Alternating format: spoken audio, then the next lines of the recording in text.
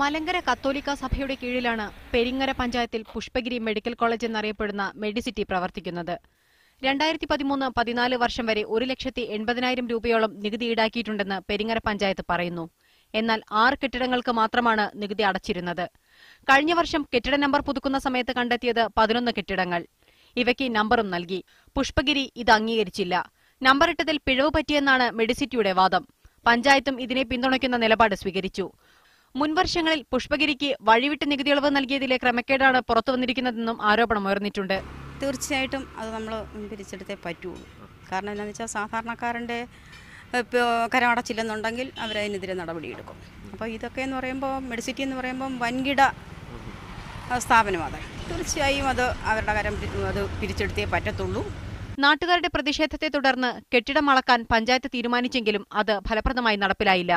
നമ്പറില്ലാത്ത കെട്ടിടങ്ങൾക്ക് വൈദ്യുതി കണക്ഷൻ ലഭിച്ചതായും ആക്ഷേപമുണ്ട്. മീഡിയ 1 പത്തനംതിട്ട.